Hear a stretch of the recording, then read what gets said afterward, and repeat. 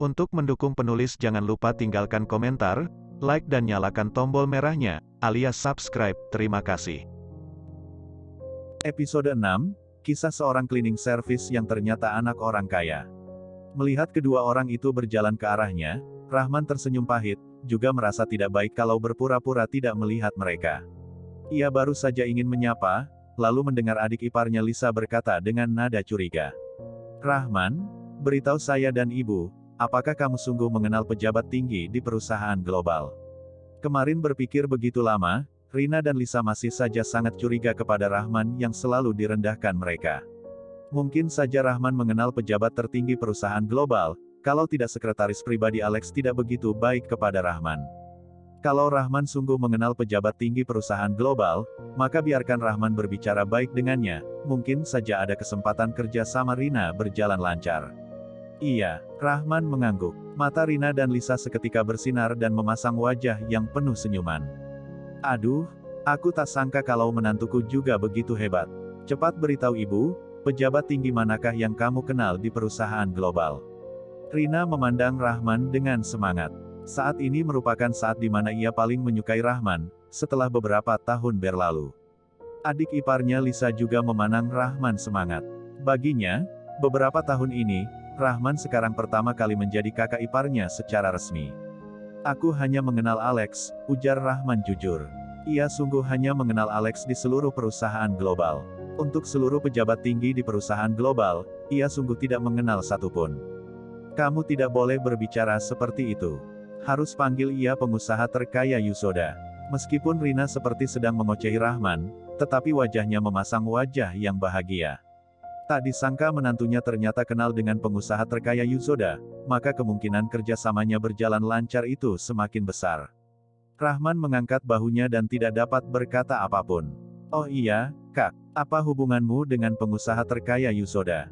tanya Lisa penasaran. Dengan jujur Rahman menjawab, "Alex adalah kepala pelayan keluargaku." "Oh iya, kemarin aku lihat, kamu dan ibu di perusahaan global untuk membahas pekerjaan kan? Apakah berjalan dengan lancar? Apakah perlu bantuanku?" Melihat sikap ibu mertua kepadanya berubah, hati Rahman juga menjadi bahagia. Meskipun mereka dulu sangat meremehkan dirinya, tapi lagi pula ini adalah ibu mertuanya. Ia juga tidak ingin menghitung masalah masa lalu. Siapa tahu seketika Rina terdiam setelah mendengar ucapannya. Pengusaha terkaya Yusoda adalah kepala pelayannya. Bohong sekali. Mereka berdua berpikir Rahman ingin bercanda dengan mereka secara bersamaan. "Pengusaha terkaya Yusoda adalah kepala pelayanmu. Kalau gitu aku pengusaha terkaya sedunia," sindir Lisa lalu tertawa dingin. "Berani-beraninya kamu, Rahman. Beraninya menipuku." Rina juga marah besar. Mungkin harapannya terhancur begitu saja, sehingga ia semakin membenci Rahman. Rahman tertawa pahit, mengapa selalu tidak ada orang yang dapat mempercayainya.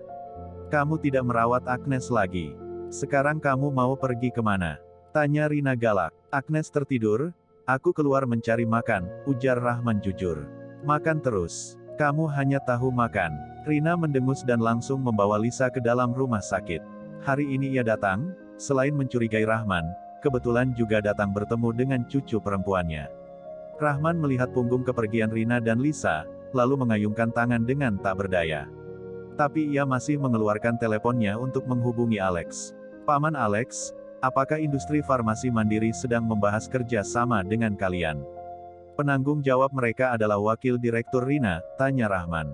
"Beberapa hari ini cuaca sangat panas. Kantor bersiap untuk membeli obat untuk menghindari pitam panas." "Untuk membeli dari industri farmasi mana?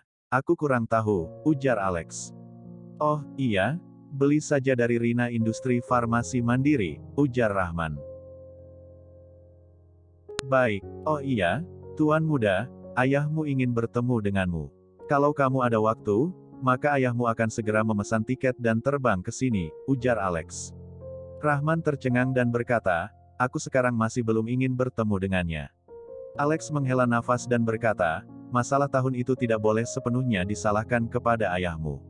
Apalagi beberapa tahun ini ayahmu juga merasa bersalah.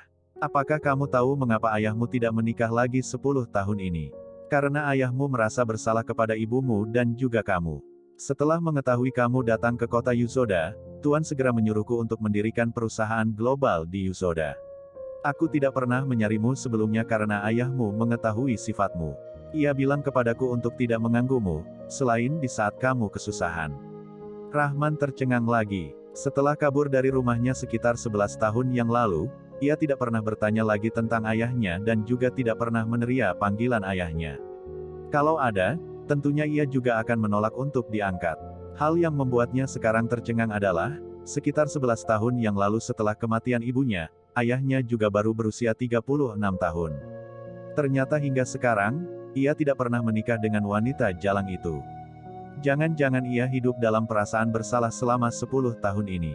Rahman baru pelan-pelan membalas, mari bahas setelah anakku kembali pulih. Lagi pula itu juga adalah ayahnya. Sekarang ia juga telah membuka pikirannya. Alasan dibalik kematian ibunya lebih banyak disebabkan oleh wanita jalang itu. Baik, aku akan segera memberitahu ayahmu. Tuan Besar pasti sangat senang setelah mendengar berita ini, ujar Alex dengan semangat. Ia telah berlangsung hidup di kota Yusoda selama 10 tahun dan menjadi pengusaha terkaya di wilayah ini. Selain membantu tuan mudanya, ia hanya menunggu tuan mudanya kembali. Setelah mematikan panggilan, ia memesan semangkok mie di luar rumah sakit. Ia baru saja ingin makan, lalu mendapat panggilan dari adik iparnya, Lisa. Rahman, Agnes hilang. Kamu cepat ke rumah sakit untuk mencarinya. Ujar Lisa dengan panik. Rahman tertawa dan berkata, Agnes telah dipindahkan ke area VIP lantai 19, tinggal di ruang nomor 2. Apa? Kamu memindah Agnes ke area VIP? Dari mana kamu mendapat uangnya? Tanya Lisa curiga. Aku pinjam, ujar Rahman. Lagi pula mereka juga tidak akan percaya, kalau ia menjelaskannya. Bagaimana kalau kamu menunggu sumsum yang cocok dengan Agnes? Apakah kamu punya uang untuk membayar? Tanya Lisa. Tenang saja, aku tidak akan meminjam uang kepada kalian. Aku sendiri memiliki caraku sendiri. Mengingat ia meminjam uang kepada Rina atas kegagalan usahanya tahun kemarin dan langsung diusir, Rahman sudah bersumpah tidak akan pernah membuka mulut kepada keluarga mertuanya.